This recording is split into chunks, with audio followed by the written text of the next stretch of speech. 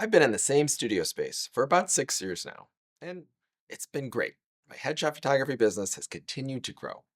But over the last year or two, I've been debating whether or not to move to a larger space or stay put with some key renovations.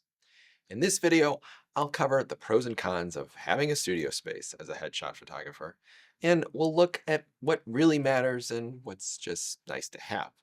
So let's jump in. For my first Michigan studio, I rented another photographer's space by the hour. It was a huge space with lots of gear.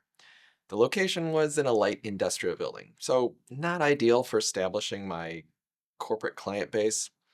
Curb appeal was less than stellar. On the other hand, while I wasn't paying the rent directly, the price per square foot was pretty reasonable. Then I shared a space with a hair salon owner. The location was great, and the rental costs reflected it. But the space itself was pretty tight. I had to set up and tear down my own stuff every shoot. That got old quick. If you're considering a studio space for your portrait business, keep these trade offs in mind: square footage versus price, location, and whether or not it's a shared or it's a private space. Around 2018, my business had grown enough that it was clear I needed my own dedicated space. If you're on the fence about getting your own studio, your business volume will just tell you. At some point, I just knew it was time. I didn't try to justify it with a bunch of spreadsheet calculations. So in 2019, I moved into my current space in Troy, Michigan. It's a cozy, barely 600 square foot space.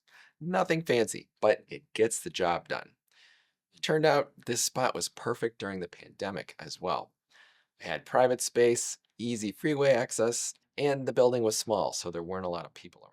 As a headshot photographer, you don't need a ton of space. More space would be nice, sure, but I still don't need it. Doubling my space won't double my revenue. I also found that the right location is much more valuable than having a spacious setup. Based in Troy, Michigan, my studio is in a key Metro Detroit business district. Freeway access is minutes away and parking is simple. Remember, my clients aren't models. They're lawyers, executives, doctors, vets, etc. They're used to going into office buildings. Clients are comfortable stopping in. The location shouldn't be intimidating for your typical client base. Remember that. If you're enjoying this video, please hit that like button. Thanks. And if you're struggling with some decisions in your business, book a consulting call with me. Click the link in the description below.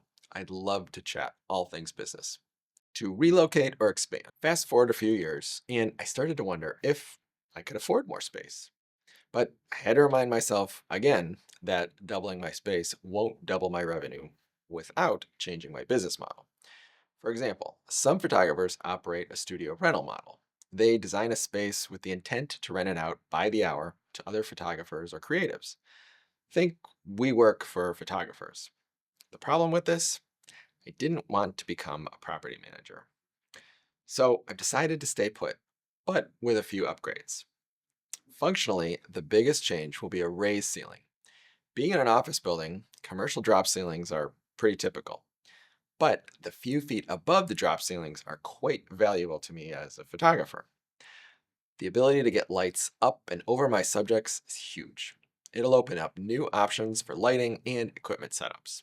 It expands my options for the types of work I'm already doing.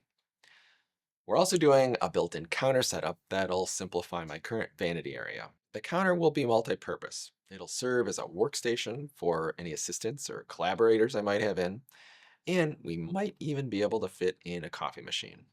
I'm also getting my own thermostat. Seems obvious, right? But since my space was originally divided from an adjacent suite, I didn't have a dedicated thermostat. A minor tweak of a couple of degrees from my neighbor really screwed things up, usually to the warmer side. Not good when people are already nervous getting their photos taken. So that'll be fixed. Working with a big commercial landlord has been great. Don't be intimidated by the fact that you're a very small business. Working in a building managed by a large firm usually means they'll take care of a lot of little things for you, like trash removal, salting the sidewalks, common area cleaning, etc. And they're also willing to help me hang backdrops and mount simple shelving. Is every big commercial landlord this accommodating to a small business? Probably not, but I can tell you they do exist. So do your homework, talk to a commercial realtor. They'll know what you can expect. Hopefully, by the time you watch this, my renovations will be done. At the moment, I'm shooting this video out of a space down the hall. Do you have a studio? Are you thinking of getting one? Let me know in the comments. Thanks for watching, and we'll see you next time.